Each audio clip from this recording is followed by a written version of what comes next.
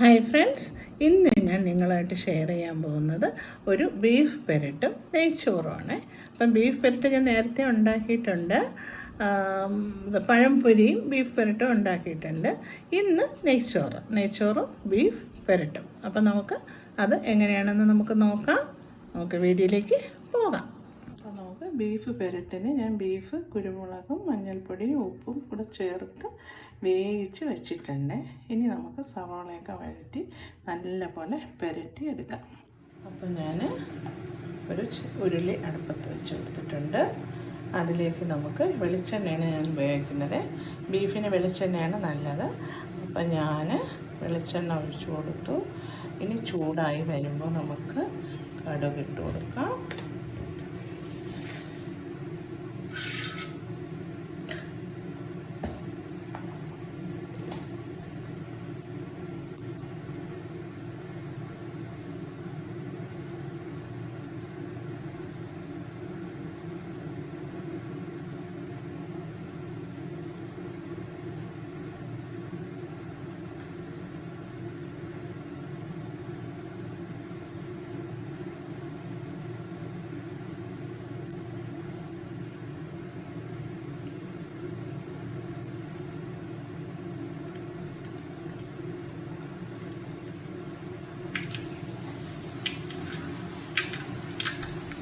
പച്ചമുളക് കൊടുക്കാം.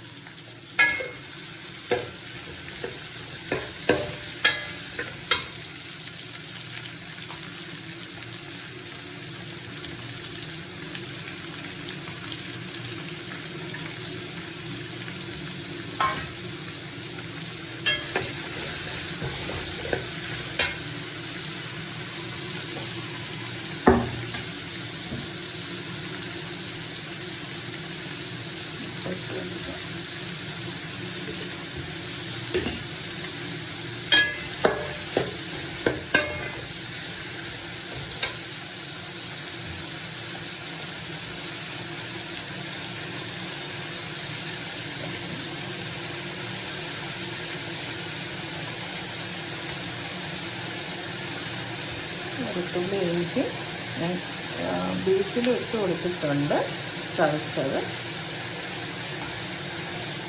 ഇതാണ് വേവിച്ചെടുത്തത്. അപ്പോൾ ഇതിൽ നമ്മൾ ഇട്ട് കൊടുക്കും. ഇത് നല്ലപോലെ വഴറ്റിയെടുക്കും. സവാള ഏകദേശം വഴണ്ട് വന്നിട്ടുണ്ട്. നമുക്ക് തക്കാളി ഇട്ട് കൊടുക്കാം. തക്കാളി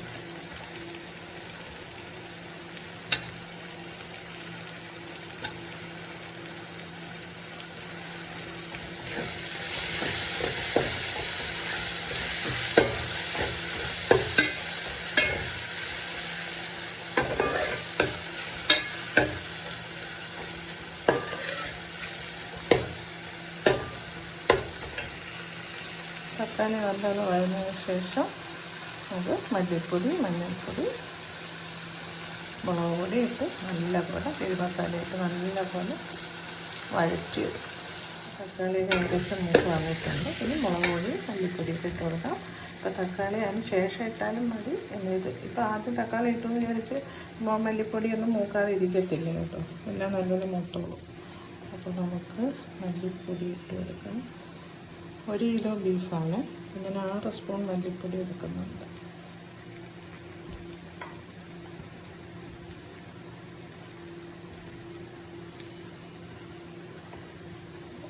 സ്പൂൺ മല്ലിപ്പൊടി.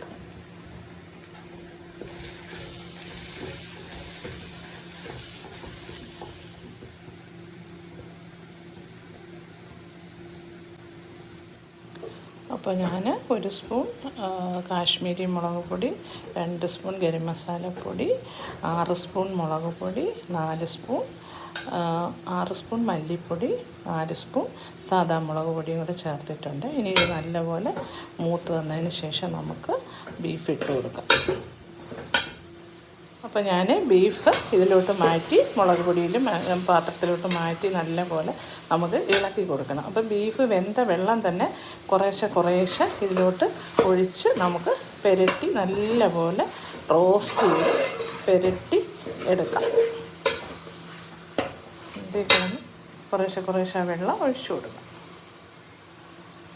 അപ്പോൾ നമ്മുടെ ബീഫ് പുരട്ടി ഇവിടെ റെഡി ആയിട്ടുണ്ട്. ഞാൻ കുറച്ച് മല്ലിയിലയും കൂടി ഇട്ട് കൊടുത്തിട്ടുണ്ട്. അപ്പോൾ നല്ലപോലെ പുരണ്ട് വന്നിട്ടുണ്ട്. ഇനി നമുക്ക് നെയ്ച്ചോറിൻ്റെ പരിപാടിയിലേക്ക് നോക്കാം. അപ്പോൾ നമുക്ക് നെയ്ച്ചോറിന് ഞാൻ കുക്കർ അടുപ്പത്ത് വെച്ചു. ഇനി നമുക്ക് നെയ്യും സൺഫ്ലവർ ഓയിലും കൂടെ മിക്സ് ചെയ്ത് ഒഴിക്കാം. കുറച്ച് സൺഫ്ലവർ ഓയിൽ, കുറച്ച് നെയ്ച്ചോറിൽ നെയ്യ് കൂടുതൽ മാത്രം ചേർത്താൽ ചോറ് ഒരുമാതിരി കല്ലിച്ചു പോകും. അതുകൊണ്ട് രണ്ടും കൂടെ മിക്സ് ചെയ്താണ് ചേർക്കുന്നത്. നമുക്ക് കുറച്ച് പട്ടയും എല്ലാം കൂടെ ഇട്ട് കൊടുക്കും.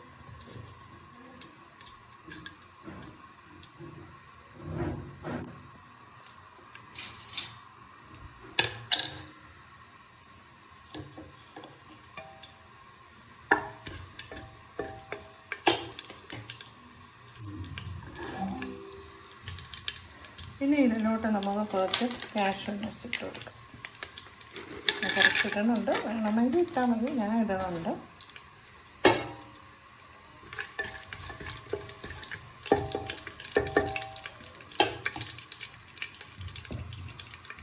രണ്ട് ഗ്ലാസ് അരിയാണ് ഞാൻ എടുത്തിരിക്കുന്നത്. 2 ഗ്ലാസ്.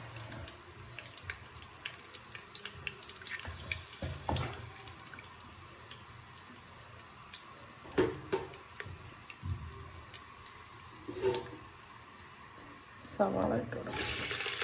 3 സവാള ഇട്ടിട്ടുണ്ട്. നല്ലപോലെ സവാള മൊരിച്ചെടുക്കാം.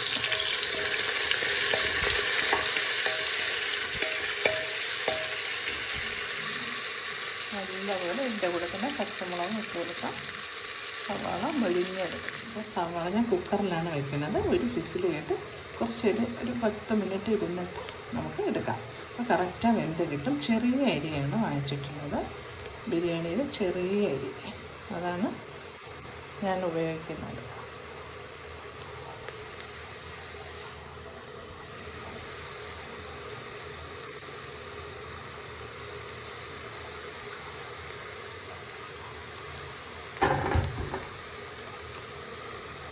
അരിയാണ് ഞാൻ ഉപയോഗിക്കുന്നത്. ഒരു 15 മിനിറ്റ് ഞാൻ കുതിർത്തതിന് ശേഷം ഊറ്റി വെച്ചിട്ടുണ്ട്. ഇനി ഇത് നല്ലപോലെ മൊരിഞ്ഞ് വന്നിട്ട് നമുക്ക് 5 ഗ്ലാസ് വെള്ളം, അതായത് 2 ഗ്ലാസ് അരിക്ക് 4 ഗ്ലാസ്സാണ്, ഞാൻ 5 ഗ്ലാസ് ഒഴിക്കുന്നുണ്ട്. അത് ഒഴിച്ച് തിളച്ച് വരുമ്പോൾ നമുക്ക് ഈ അരിയുടെ ഇട്ട് കൊടുത്ത് നല്ലപോലെ ഇളക്കി ഉപ്പും ഇട്ടിട്ട് നമുക്ക് ഒരു വിസിൽ കേൾക്കുമ്പോൾ ആവി പോയിട്ട് എടുക്കാം. അപ്പോൾ ഞാൻ ഉള്ളിയെല്ലാം നല്ലപോലെ മൂത്ത് 5 ഗ്ലാസ് വെള്ളം ഒഴിച്ച് കൊടുത്തിട്ടുണ്ട്. കുറച്ച് മല്ലിയില ഇട്ടിട്ടുണ്ട്. ഉപ്പും കൂടി ഇട്ട് ഇത് തിളയ്ക്കുമ്പോൾ നമുക്ക് അരി ഇട്ട് കൊടുക്കാം. എന്നിട്ട് ഒരു വിസിൽ കേട്ട് ഒരു 5 മിനിറ്റ് കഴിഞ്ഞ് എടുക്കാം. അപ്പോൾ കറക്റ്റായിരിക്കും. ഞാൻ ഊറ്റിയല്ല എടുക്കുന്നത്, കുക്കറിൽ വറ്റിച്ചാണ് എടുക്കുന്നത്. അപ്പോൾ നമുക്കിനി തിളയ്ക്കട്ടെ. തിളച്ചതിന് ശേഷം അരി ഇട്ട് കൊടുക്കും. അപ്പോൾ വെള്ളം നല്ലപോലെ തിളച്ച് ഇനി നമുക്ക് അരി ഇട്ട് കൊടുക്കാം. അപ്പോൾ ഞാൻ അരി ഇട്ട് കൊടുത്തിട്ടുണ്ട്. നല്ലപോലെ ഇളക്കി കൊടുക്കണം. ഇളക്കി കൊടുത്തിട്ട് ഇത് ലേശം നെയ്യും കൂടെ നമുക്ക് ഒഴിച്ചു കൊടുക്കാം. നെയ്ച്ചോറല്ലേ, അപ്പം നെയ്യാണ് കൂടുതൽ നിൽക്കേണ്ടത്. എണ്ണയും ഒഴിച്ചു, സൺഫ്ലവറും രണ്ടും കൂടി മിക്സ് ചെയ്താണ് ചെയ്തിരിക്കുന്നത്. അപ്പോൾ ഇനി നമുക്കിത് അടച്ച് വെച്ച് ഒരു വിസിൽ കേൾക്കും ഓഫ് ചെയ്യാം. അപ്പോൾ നമ്മുടെ നെയ്ച്ചോറും ബീഫ് പെരട്ടും ഇവിടെ റെഡി ആയിട്ടുണ്ട്. അപ്പോൾ നെയ്ച്ചോറും ബീഫ് പെരട്ടും. നെയ്ച്ചോറ് നല്ല ടേസ്റ്റാണ് കേട്ടോ, നല്ല ടേസ്റ്റാണ്. പിന്നെ നമ്മൾ ഇതിൽ ഇത് വിസിൽ കേട്ടിട്ട് നമ്മൾ ഉടനെ തന്നെ എയർ കുറച്ച് കളയണം. കളഞ്ഞതിന് ശേഷം ഒരു 5 മിനിറ്റ് വെച്ചിട്ട് എടുക്കുമ്പോൾ കറക്റ്റ് വെന്ത് കിട്ടും. അപ്പോൾ എയർ കളയാൻ മറക്കരുത്. ഒരു വിസിൽ കേൾക്കുമ്പോൾ ഓഫ് ചെയ്തിട്ട് കുറച്ചൊന്ന് എയർ കളയണം, എന്നിട്ട് നമ്മൾ എടുക്കണം. കാര്യം അരി ഇപ്പം പല അരിയല്ലേ, അപ്പോൾ പല വേഗമായിരിക്കും. ചിലപ്പോൾ വെന്തം കുഴഞ്ഞു പോകും. അങ്ങനെ കുഴയാതിരിക്കാൻ വേണ്ടിയാണ് കുറച്ച് എയർ കൂടെ കളഞ്ഞതിന് ശേഷം നമ്മൾ 5 മിനിറ്റ് വെച്ചിട്ട് അങ്ങ് എടുത്താൽ മതി. അപ്പോൾ കറക്റ്റ് കിട്ടും.